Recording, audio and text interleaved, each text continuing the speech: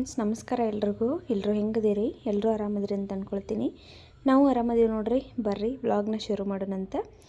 ನಾನು ಸುಮಾರು ಒಂದು 10 ಡೇಸ್ ಆಯ್ತು ಅಂತ ಅನಿಸ್ತತಿ ವ್ಲಾಗ್ನ ಶೇರ್ ಮಾಡಿ. ಅಂದ್ರೆ ಲಾಂಗ್ ವಿಡಿಯೋ, ಶಾರ್ಟ್ ವಿಡಿಯೋನ ನಾನು ಡೈಲಿ ಅಂತೂ ಅಪ್ಲೋಡ್ ಮಾಡ್ತೀನಿ. ಲಾಂಗ್ ವಿಡಿಯೋನ ನಾನು ಶೇರ್ ಮಾಡಿರಲಿಲ್ಲ. ಎಡಿಟ್ ಮಾಡೋಕ್ಕೆ ಸ್ವಲ್ಪ ಟೈಮ್ ಸಿಕ್ಕಿರಲಿಲ್ಲ. ನಮ್ಮ ಮನೆಗೆ ನಮ್ಮವ್ವ ನಮ್ಮಪ್ಪ ಎಲ್ಲ ಬಂದಿದ್ರಲ್ಲ, ಹಾಗಾಗಿ ಲಾಂಗ್ ವಿಡಿಯೋಸ್ ಎಲ್ಲ ನಾನು ಒಂದೆರಡು ಮಾಡ್ಕೊಂಡೇನಿ. ಆದರೆ ಎಡಿಟ್ ಮಾಡಿ ಅಪ್ಲೋಡ್ ಮಾಡೋಕ್ಕೆ ಟೈಮ್ ಇರಲಿಲ್ಲ.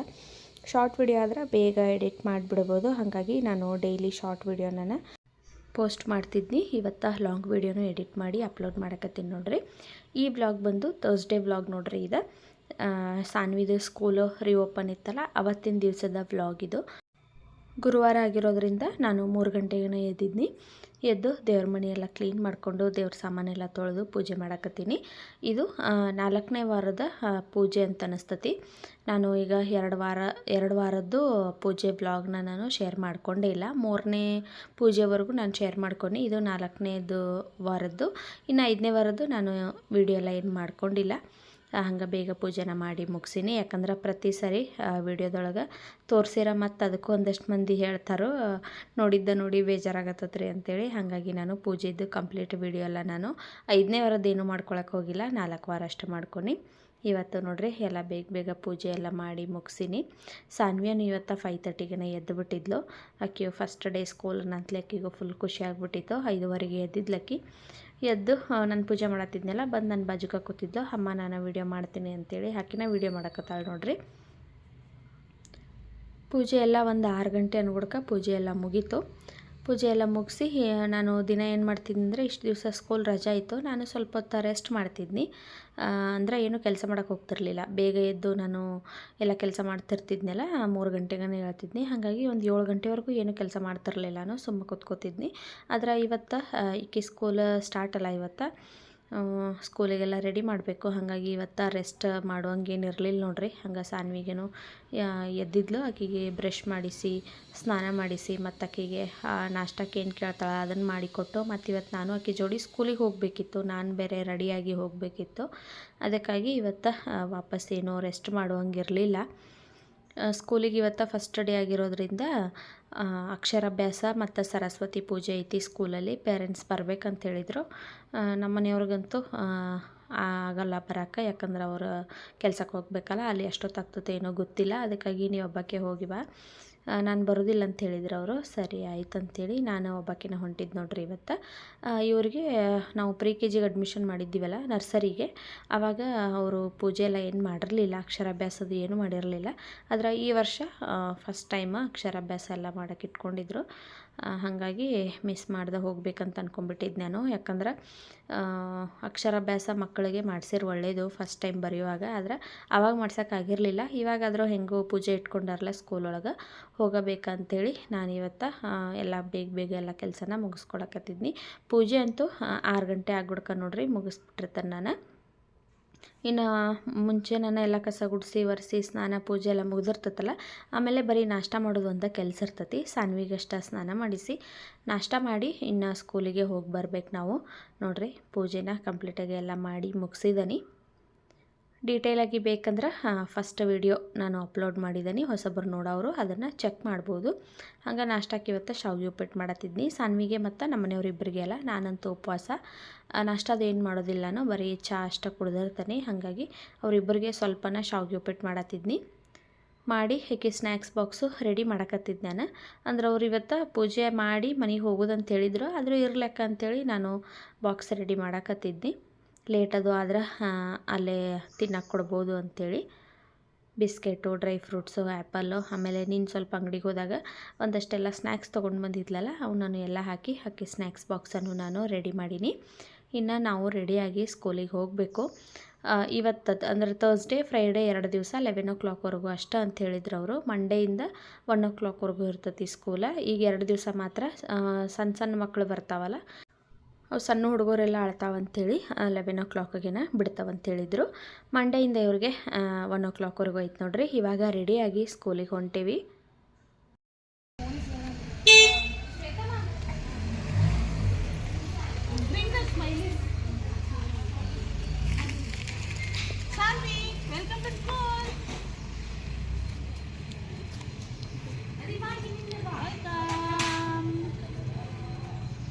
ಥ್ಯಾಂಕ್ ಯು ಮ್ಯಾಮ್ ಹೇಳು. Good morning Saanvi.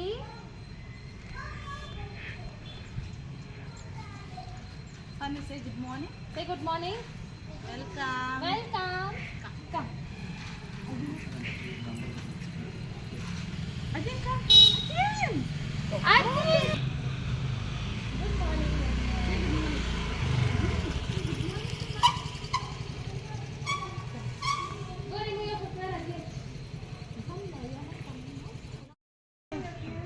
You get ready. Say good morning. Go.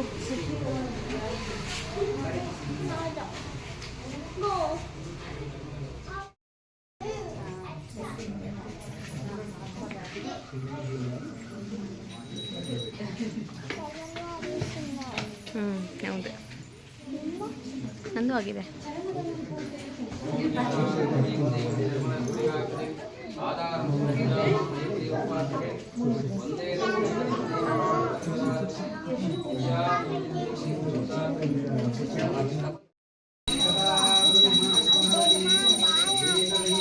ಬೇಡಮ್ಮ.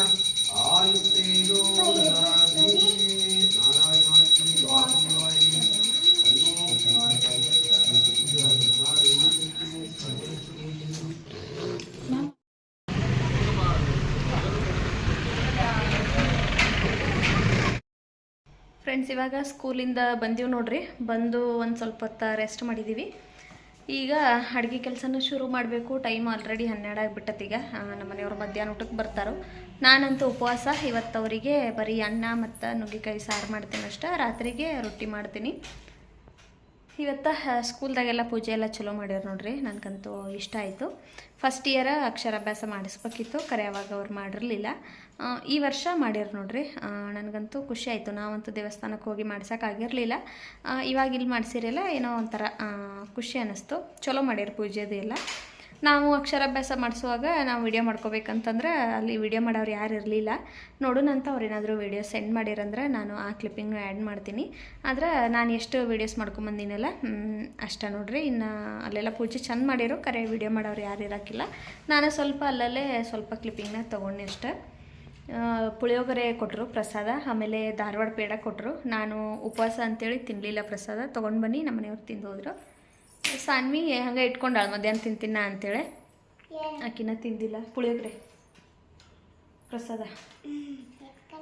ಇನ್ನು ಅಡುಗೆ ಸ್ಟಾರ್ಟ್ ಮಾಡ್ಬೇಕು ನೋಡ್ರಿ. 3 ಗಂಟೆಕನ ಎದ್ದೇನಲ್ಲ, ಒಂಥರ ನಿದ್ದೆ ಬಂದಂಗೆ ಆಕತ್ತೈತಿ. ಬೇಗ ಅಡುಗೆ ಮಾಡಿಟ್ಟು 1 ಅವರ್ ರೆಸ್ಟ್ ಮಾಡಿದ್ನೆ ಅಂದ್ರೆ ಮತ್ತೆ ಕೆಲಸ ಮಾಡೋಕ್ಕೆ ಇಂಟ್ರೆಸ್ಟ್ ಬರ್ತೈತಿ. ಯಾಕಂದ್ರೆ ಬೆಳಗ್ಗೆ ಎದ್ದಾಗಿಂದ ಒಂಚೂರು ಪುರ್ಸೊತ್ತ ಇಲ್ಲಿ ಇವತ್ತು. ಹಂಗೆ ಕೆಲಸ ಮಾಡೋದು 3 ಗಂಟೆಗೆ ಇದ್ದು 6 ಗಂಟೆವರೆಗೂ ಬರೀ ಪೂಜಾದ್ದಾಯಿತು. ಕ್ಲೀನಿಂಗ್ ಮಾಡ್ಕೊಳ್ಳೋದು ಪೂಜಾದ್ದಾಯಿತು.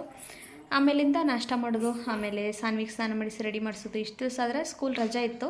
ಆಕಿ ಲೇಟಾಗಿ ಹೇಳ್ತಿದ್ಲು, ನಾನು ಲೇಟಾಗಿ ಕೆಲಸ ಮಾಡ್ತಿದ್ನಿ. ನಾನು ಸ್ವಲ್ಪ ರೆಸ್ಟ್ ಮಾಡ್ತಿದ್ನಿ. ಆದರೆ ಇವತ್ತು ಸ್ಕೂಲಿಗೆ ಕಳಿಸ್ಬೇಕಿತ್ತಲ್ಲ, ಅದ್ರ ಬೇರೆ ನಾನು ರೆಡಿಯಾಗಿ ಹೋಗ್ಬೇಕಿತ್ತು. ಹೀಗಾಗಿ ಇವತ್ತಂತೂ ಟೈಮ ಸಿಗಲಿಲ್ಲ. ಬೇಗ ಎಲ್ಲ ಕೆಲಸ ಮಾಡಿಕೊಂಡು 9:15 ಸ್ಕೂಲಿಗೆ ಹೋಗಬೇಕಿತ್ತು. ಹೋಗೇ ಬಂದೀವಿ. ಜಾಸ್ತಿ ಹೊತ್ತೇನು ಆಗಲಿಲ್ಲ. ಅಲ್ಲೇ ಒಂದು ಅರ್ಧ ಮುಕ್ಕಾಲು ಗಂಟೆ ಆಯ್ತು ಅಷ್ಟೇ. ಪೂಜೆ ಮುಗಿಸ್ಕೊಂಡು ಮನೆಗೆ ಬಂದೀವಿ. ಇವತ್ತು ಮಕ್ಕಳನ್ನೆಲ್ಲ ನಿಮ್ಮ ಜೋಡಿನ ಕರ್ಕೊಂಡು ಹೋಗ್ರಿ, ನಾಳಿಂದ ಬಿಡ್ರಿ ಅಂತಂದರು. ಹಾಗಾಗಿ ಪೂಜೆಗೆ ಜೊತೆ ಕರ್ಕೊಂಡೋಗಿ ವಾಪಸ್ ಕರ್ಕೊಂಡು ಬನ್ನಿ. ಇನ್ನು ಅನ್ನ ಸಾಂಬಾರು ಅಷ್ಟು ಮಾಡಬೇಕು. ಬರೀ ಇವಾಗ ಮಾಡ್ತೇನಂತ ಅಡುಗೆ ಮಾಡೋಕೆ ಇಂಟ್ರೆಸ್ಟ್ ಇಲ್ಲ ಇವತ್ತು ಸುಮ್ಮ ಮಲ್ಕೋಬೇಕಂತ ಅನ್ಸಕತ್ತೈತಿ. ಯಾಕಂದ್ರೆ ಸರಿಗೆ ನಿದ್ದಿಲ್ಲಲ್ಲ. ಹಾಗಾಗಿ ಬೇಗ ಅನ್ನ ಸಾಂಬಾರು ಮಾಡಿಟ್ಟು 1 ಅವರ್ ರೆಸ್ಟ್ ಮಾಡಿ ಆಮೇಲೆದ್ದು ನಾಮಲೇಖನ ಬರೀತೀನಿ. ಮತ್ತು ಇವತ್ತು ಸಂಜೆ ಮುಂದೆ ಸಾಯಿಬಾಬಾ ದೇವಸ್ಥಾನಕ್ಕೆ ಹೋಗಬೇಕು. ಗುರುವಾರ ಅಲ್ಲ ಇವತ್ತು. ಸಾಯಿಬಾಬಾ ದೇವಸ್ಥಾನಕ್ಕೆ ಹೋಗಬೇಕು. ಇವತ್ತು ವೀಡಿಯೋ ಮಾಡೋಕ್ಕೂ ಅಷ್ಟೊಂದು ಇಂಟ್ರೆಸ್ಟ್ ಇಲ್ಲ. ಆದರೂ ನಾನು ಬಿಡಬಾರ್ದು, ಮತ್ತು ಮಿಸ್ ಆಗ್ತದೆ ಅಂತೇಳಿ ನಾನು ವೀಡಿಯೋನ ಹಂಗೆ ಕಂಟಿನ್ಯೂ ಸ್ಟಾರ್ಟ್ ಮಾಡಿದ್ದೀನಿ. ಬರೀ ಇವಾಗ ಫಸ್ಟ್ ಅನ್ನ ಮಾಡಿ ಸಾರು ಮಾಡ್ತೇನಂತ. ಅನ್ನ ಸಾಂಬಾರು ಎಲ್ಲ ಮಾಡೀನಿ ನೋಡ್ರಿ. ಸಾರು ಮಾಡೀನಿ ಮತ್ತು ರೈಸು ಮಾಡೀನಿ. ಹಂಗೆ ಪಾತ್ರೆನೂ ಎಲ್ಲ ತೊಳೆದು ಕಿಚನನ್ನು ಎಲ್ಲ ಕ್ಲೀನ್ ಮಾಡೀನಿ. ಇನ್ನೇನು ನಮ್ಮ ಮನೆಯವ್ರು ಊಟಕ್ಕೆ ಬರ್ತಾರಪ್ಪ ಅಂತ ಅನ್ಕೊಡಕ್ಕೆ ನಮ್ಮ ಮನೆಯವ್ರು ಮೆಸೇಜ್ ಮಾಡಿದಾರು, ನಾವು ಊಟಕ್ಕೆ ಬರೋದಿಲ್ಲ ಅಂತೇಳಿ.